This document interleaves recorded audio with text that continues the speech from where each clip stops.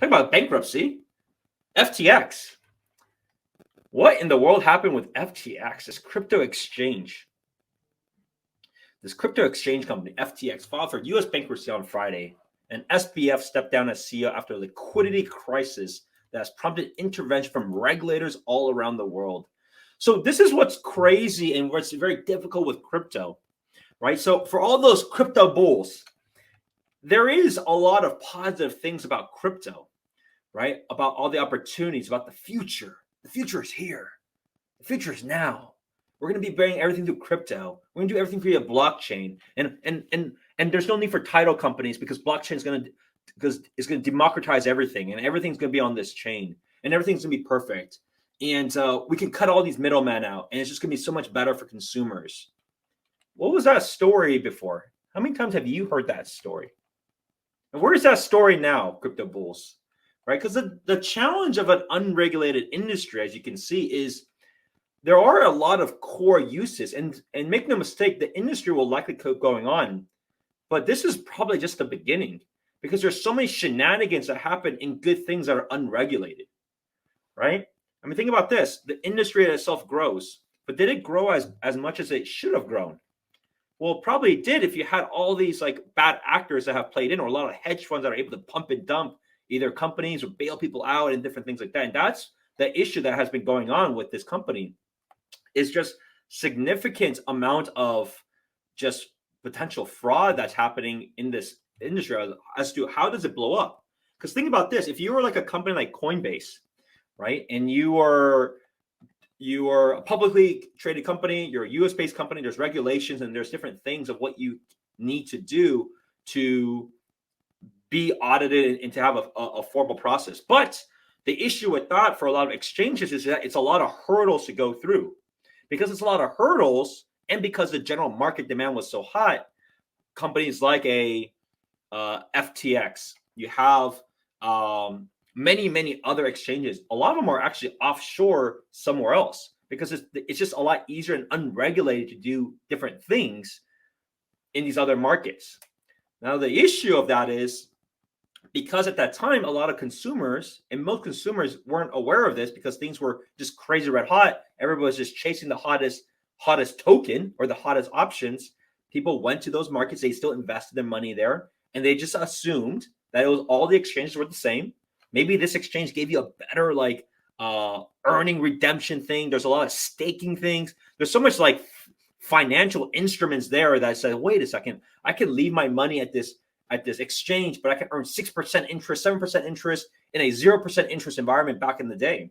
Like a lot of that sounded like really too good to be true. And generally, when you do see things like that, many of the things are too good to be true. And so what happened?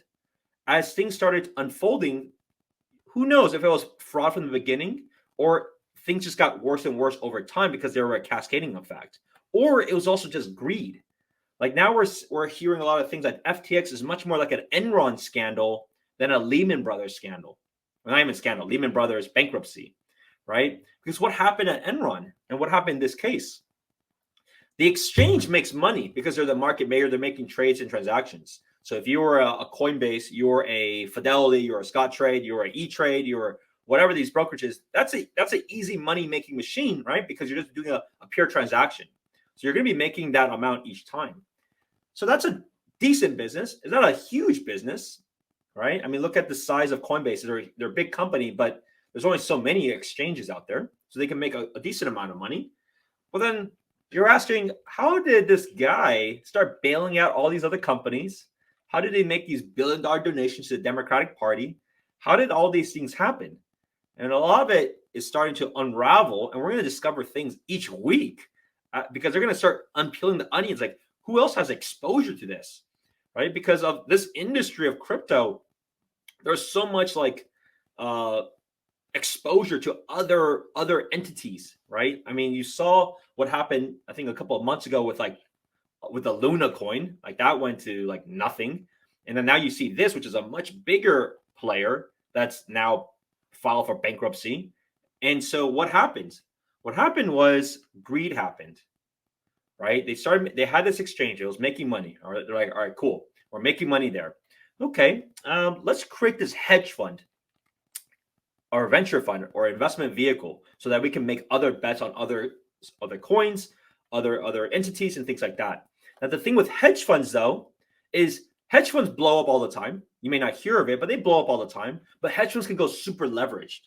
That's the difference of that vehicle. They are many times very leveraged. They can go 2x, 3x, 4x, 5x, 10x, right, of how much they actually have in terms of their deposits.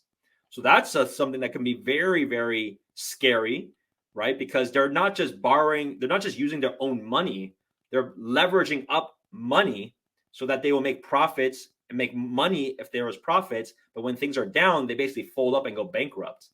So there's nothing wrong with that industry in that regard of like, that's a viable business model. There's a different level of risk associated with it. But what happened and what they're discovering is, how does this go bankrupt? It goes bankrupt because they probably use money from the deposits of other people. And that's a giant no, right? You can't use, it's no different actually than real estate. Like in real estate, and you own a rental property, you can't use their security deposit in terms of other things.